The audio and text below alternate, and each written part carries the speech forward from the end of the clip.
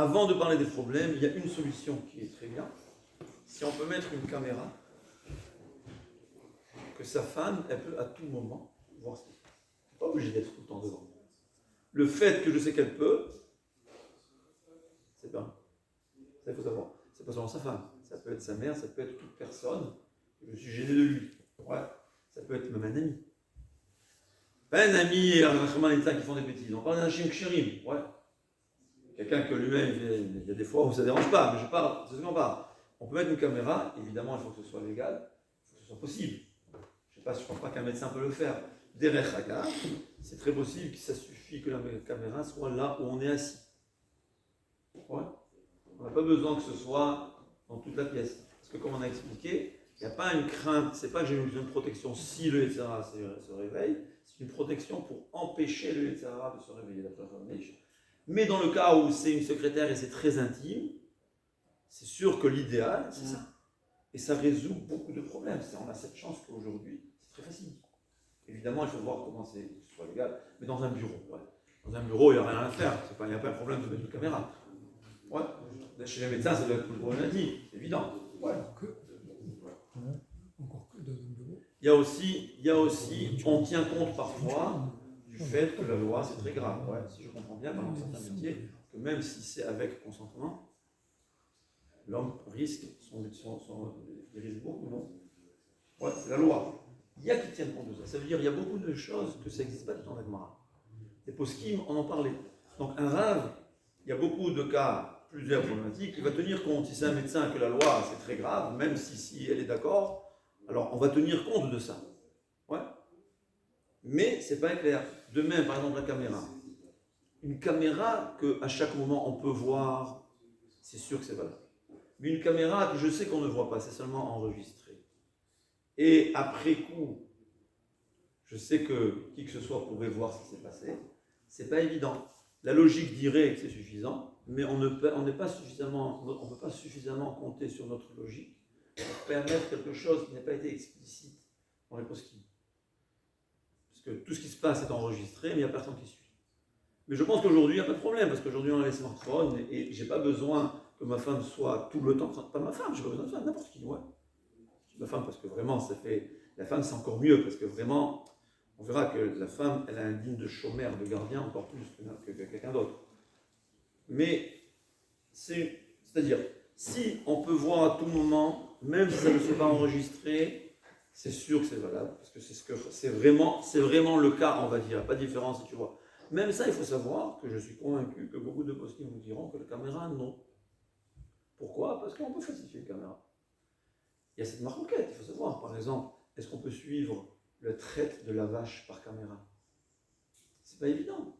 Parce que tout ça, c'est des nouveaux moyens de technologie. On ne comprend pas. Des fois, Rachamim, ils ont institué des choses pour des raisons qui ne nous ont pas dévoilées. Parce que tout ce que Rachamim nous dévoile, c'est le top de l'iceberg. Ils ont encore des raisons cachées qu'on ne sait pas. Mais on suit les Gdolim. Pour moi, c'est un livre, il est basé sur le Chazon Ish. Est-ce qu'il a été Mekel, j'ai accepté. Est-ce qu'il est Mahmir, j'ai cherché ceux qui ont été Mekel. Ouais. Parce que je répète encore pour une unième fois encore, on parle du minimum syndical. Si tu sais qu'il y a un risque, par exemple dans un cas, je dis franchement, une fois j'avais une question pour ma femme, on lui proposait un travail dans un bureau fermé, je vais demander à voyager, il m'a dit, tu ne peux pas m'interdire. Il m'a dit, c'est ces cas qui mènent au problème. Ouais, un bureau fermé, avec l'homme, une secrétaire avec son patron, la majorité de la journée, tu fais attention à tous les grottes. Moi j'ai vu là-bas ce que c'est Da'at Ba'alei Batim et faire Da'at. Comment la Torah, elle est l'inverse de Ba'alei Batim. Donc j'avais deux propositions de travail. Un travail public, il y a plein d'hommes, plein de gars, plein de femmes, tu vois, on parle ensemble, on discute, tout ça, aucun problème.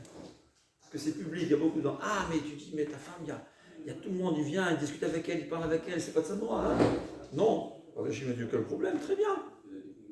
Mais un bureau où c'est chaquette, et tu vois personne, ouais, non.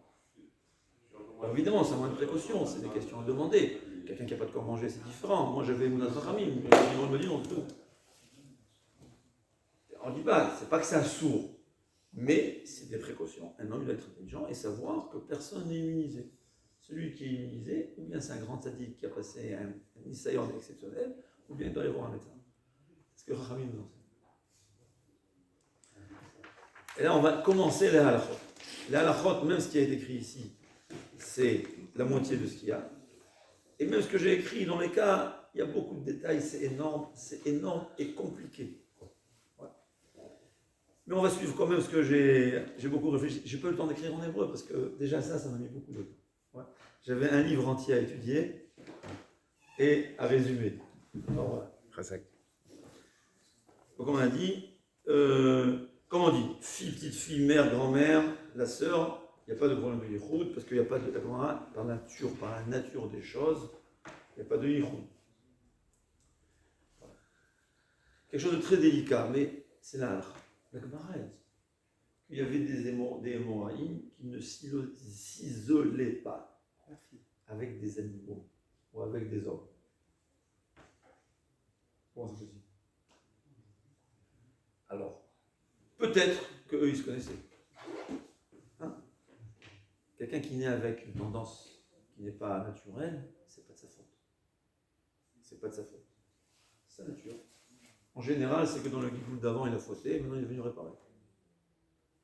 Il y a qui disent qu'il s'agissait dans une période, dans un endroit, où malheureusement, par exemple, il y a des endroits où, entre hommes, c'est naturel. Donc dans l'air, il y a un Yetzirah pareil. Parce que comme explique le Maharal, c'est très intéressant, le Maharal, il explique que comment ça se fait que, pour le Maboul, il a dû détruire même la terre. Comment se fait-il que les animaux ont fauté? Les animaux, min béchéen omino. L'animal, il n'a pas d'Yetzirah. Explique le Maharal. Quand il y a des êtres humains qui fautent, ça influence, c'est comme on va dire, ça crée des microbes qui vont contaminer même la nature. Elle va être tordue, je parle, qui est contraire à la volonté de Dieu. C'est-à-dire, on peut dire qu'aujourd'hui, quelqu'un qui est dans la Torah, le mitzvot, naturellement, il ne devrait pas avoir un Yetzirah qui n'est pas normal. Mais vu que dans un environnement où tout le monde faute de cette façon, même si nous on est dans notre bête midrash, il y a les fenêtres ouvertes qui vont faire passer cette air. Je donne un exemple, parce que celui qui est totalement déconnecté de ce monde, il n'y aura pas peut-être d'influence. Mais on est malheureusement déconnecté, ouais. On prend le métro, qu'on veuille ou pas. Donc il y a des poskim qui disent que dans un endroit, à des périodes où le Yetzirah, que j'appelle surnaturel, et j'espère qu'il n'est pas naturel, j'espère qu'on peut mettre en prison pour dire ça, ouais. Mais là où il y a des Yetzirah qui ne sont pas normaux, il faut faire attention. Il faut faire attention. On voit ici que c'est le minimum syndical. Alors aujourd'hui, quelqu'un qui sait qu'il n'y a pas une tendance pareille, ouais. Il n'y a aucun problème d'être d'un yichoud avec des hommes, il n'y a aucun problème. Mais les moraïs, apparemment, c'est des endroits où c'était comme ça. Avec des animaux, c'est un peu drôle, hein? Mais apparemment, il y avait des endroits pareils. Donc ils criaient, c'est ce qu'on explique. Donc aussi, fille, tout ça, c'est pour la tante maternelle, c'est-à-dire, je parle de sang. La Gemara elle dit qu'un homme, en général, il y a l'amour envers la sœur de sa mère, quand sa mère, et il y a beaucoup de poskim qui disent qu'il n'y a pas de Yetzirah, comme sa mère. Mais c'est pas évident, c'est une marloquette, c'est pour cela que ici, par exemple, aujourd'hui de poskim, personne ne va te compter seulement sur ce héter de s'isoler avec sa tante maternelle. Ouais, la sœur de sa mère. Ici, il y aura même la sœur de son père, de sang. Hein. Ouais. C'est pour cela que dans un cas pareil, il faut demander au Rav, on va trouver un moyen beaucoup plus léger. Peut-être que dans le cas d'un médecin, combiné au fait qu'il risque son travail, on va dire ça va permettre. C'est-à-dire, mais il faut savoir, il faut demander. Mais ce qui est sûr, quand c'est les filières, enfin, ascendant, descendant, il n'y a pas de problème. Ou sa sœur. Même sa sœur, on a dit qu'habiter ensemble longtemps, c'est un problème. On parle de jeunes. David Povarsky, il avait été vieux, il était avec sa sœur qui était vieille, ils étaient ensemble dans la maison, il n'y a pas de problème. Mais quand c'est des jeunes, quand c'est à long terme, on craint. Là, on voit aussi qu'il y a des choses, il faut utiliser sa tête, il faut faire attention, il faut prendre ses précautions au-delà de ce qui est écrit. Comme on a dit, la belle-mère, belle-sœur, belle-fille, tout ça, et sa cousine, c'est encore pire. Des fois, sa cousine, c'est encore pire. Pourquoi? On était ensemble plus tard dans la jeunesse, on s'amusait ensemble, on était enseignants. On est comme des frères. Et bien on verra que des fois, c'est plus grave. Par exemple, il y a le héter de Baala Baï. Ça aussi, c'est un héter. Voilà. Bon, je vais parler ensuite de ça. On ne peut pas tout parler. Hein. Bon. Il y a dans les familles recomposées, c'est un problème. C'est pas un problème fréquent. C'est problématique. Et ça, il y a des rabbinim qui sont spécialistes de comment faire. Voilà, ce qui est intéressant. Le Gemara a dit, une fille à partir de 3 ans s'appelle Raouya Lelia. Et un garçon à partir de l'âge de 9 ans, ça s'appelle Raouya Lelia. Donc un homme n'a pas le droit de s'isoler avec une fille à partir de l'âge de 3 ans. Alors j'ai dit c'est un pédophile. Oui. Un cas sur 1 million. Si j'ai écrit la précaution, ça ne veut pas dire qu'on est tous on est tenté à le faire. Ça ne veut pas dire. C'est une précaution. Tu vas me dire la loi l'interdit. Alors peut-être que le fait que la loi elle est peut-être que ça va jouer dans les cas où il y a des marloquettes. On va rajouter le fait que c'est très grave aujourd'hui et les gens ils ont une crainte de la loi. Mais on ne va pas s'appuyer juste sur le fait que la loi l'interdit. Comme on voit malheureusement que malgré les lois, vous savez ce qui se passe. Par contre, quand c'est un garçon, c'est ce qu'il dit, je précise ce livre, parce que je suis sûr qu'il y a d'autres qui ne sont pas marqués, mais je sais qu'il y a qui ne sont pas d'accord, qu'un garçon de moins de 13 ans avec une fille de moins de 12 ans, il n'y a pas de problème. C'est-à-dire un adulte, un bar mitzvah avec, ça fait un peu drôle, ouais. Il vient de faire sa bar mitzvah aujourd'hui, on dit dès aujourd'hui, tu ne peux plus être avec ta cousine qui a des 3 ans. Mais hier, je peux. Mais il ne comprend pas. Mais c'est ça la halakha. Ce que Hachem interdit, on ne peut pas s'amuser avec ce qu'Hachem interdit. Voilà, le nombre, alors ça, on va faire 9 et après le reste, pour notre fois. Alors quel est le nombre? Alors voilà. D'après le Rama, pas d'après les Sfaradim, et la coutume des Sfaradim, telle que beaucoup de poskim disent, un homme et 2 femmes, on craint. Parce qu'on a dit, on peut plus facilement séduire une femme, elle est d'atam kalot. On voit bien que le nachash est parti chez la femme plutôt que chez l'homme, vous savez. Ouais, on a l'influence de la femme et la femme de son mari. C'est comme ça. Si tu veux venir influencer un homme, c'est pas possible. Mais tu influences sa femme, c'est oui possible, et elle s'occupera d'influencer son mari. C'est la nature des choses. Celui qui n'est pas d'accord, eh ben, peut-être qu'il y a des hommes aujourd'hui qui sont des femmes. Il y a des femmes qui sont aujourd'hui des hommes, je ne sais pas, c'est possible. Mais la nature telle qu'Hachem l'a fait, donc la Gemara dit c'est plus facile, donc 2 femmes et un homme, c'est assourd. Par contre, 2 hommes et une femme, c'est permis. Les proutsim, même ça, c'est interdit. Et le Shulchan Aruch de Sfaradim, il dit on craint que nous, qui te dit c'est Gemara? Il dit les Moraïm, qui te dit que nous on est cachers? Mais concrètement parlant, c'est permis. Au-delà, c'est permis. Ce qu'il faut savoir, c'est que la nuit, où la Gemara dit en chemin, la nuit, on craint que l'un d'eux va s'endormir.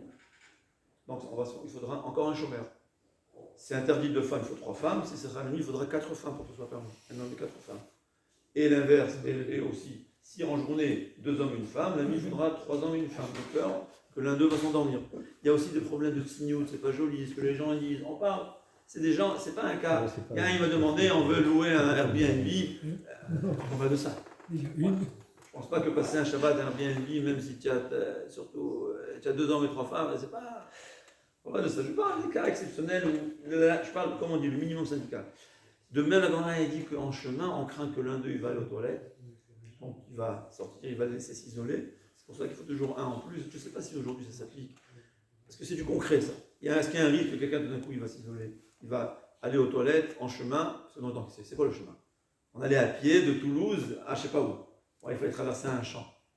Alors, si un d'eux avait besoin de se soulager, il allait très loin. Et eux, entre-temps, ils s'isolaient tout seuls. Donc, tu prends quelqu'un, il y a 2 hommes et une femme. Ouais. Tout d'un coup, un des 2 hommes, il va devoir aller aux toilettes. Il va les quitter. Ils vont se retrouver tout seuls. C'était fréquent. Rami me dit qu'en chemin, il faut encore un en plus. Je ne sais pas aujourd'hui dans quel comment ça va s'appliquer. Mais à savoir, donc le nom, c'est ça. Et encore un seul point, comment dire, Rami, ils ont dit c'est dans le même endroit. C'est pour cela. Il y a aussi des cas délicats. Il y a des cas où ils sont au milieu, des cas où on parle un bureau. Même s'il y a plusieurs chambres, ça s'appelle le même endroit. Ça sera assaut. Mais s'il y a 2 bureaux, ça s'appelle 2 endroits différents. Ah, si tu vas me dire, c'est le même risque. C'est pas le même risque. Parce que là, on est ensemble. Ça crée une intimité qui va créer un risque. On a touché, c'est une goutte dans la mer vers la route, mais à savoir. Et la solution, si c'est possible, c'est la caméra. Aujourd'hui, dans les smartphones, il n'y a aucun problème. Ta femme, elle peut rentrer, même si elle ne rentre jamais. Le fait même que tu sais qu'elle est capable de rentrer, ça suffit. C'est la nature humaine. On va terminer comme il leur a dit. C'est Rabbi Yochanan Zakkai. Rabbi, je ne m'en rappelle pas, il a dit à ses élèves, avant de mourir, la bracha, que vous ayez la crainte de Dieu quand vous craignez les hommes. Et on dit c'est exact. Il a dit Alevaï qu'on craint Hachem. Il ne faut pas être. Ouais, oui, on est des êtres humains, on est né avec un Yetzer Hara, il n'y a rien de mal, il n'y a rien. Et je termine par là. Tzadok HaKohen dit, ne t'étonne pas que le Yetzer Hara, apparemment le Yetzer Hara de Harayot, déjà de son temps, il était très élevé. Et aujourd'hui, il est en puissance. Les gens ils disent, pourquoi Hachem nous a créé un Yetzer Hara pareil? Hein? Il y a beaucoup qui prient à Jborou, on a vu le Yetzer Hara. Il dit non, on ne peut rien acquérir sans le Yetzer Hara. Et puisque le niveau de Torah, l'Imot HaMashiach, il sera beaucoup plus élevé, Akadosh Baruch Hu, il a donné un Yetzer Hara encore plus élevé, parce que c'est l'énergie, cette énergie-là qui peut être malheureusement utilisée pour le mal, c'est l'énergie qui va nous utiliser pour la Torah. Et je peux vous dire, je rentre dans les, quand on achète beaucoup de livres pour la communauté, je rentre dans les librairies, chaque semaine un nouveau livre. Pas un nouveau livre, chaque semaine, la table des nouveaux livres, elle est renouvelée. Je parle des dizaines de livres, quinzaines. C'est quoi? La Torah aujourd'hui, le Chidouche, dans le Chidouche, on va voir les nouveautés dans le Chidouche, c'est quelque chose, je ne sais pas comment ça se passait avant, mais par rapport aux générations d'avant, c'est 100 fois plus. On a 100 fois plus de Yetzer Hara, mais bon, Hashem, grâce à ce Yetzer Hara, à Bnei Brak, à Yerushalayim, on utilise ce Yetzer Hara pour le bien, et on a 100 fois plus de Torah. Il faut savoir. C'est-à-dire que nous a donné un Yetzer Hara pour qu'on l'utilise pour le bien, et le seul moyen de neutraliser le Yetzer Hara pour le mal, c'est quand on l'utilise pour le bien, c'est-à-dire par l'étude de la Torah, comme Rambam dit, plus on s'approfondit dans la Torah, plus on réussit à neutraliser ce Yetzer Hara.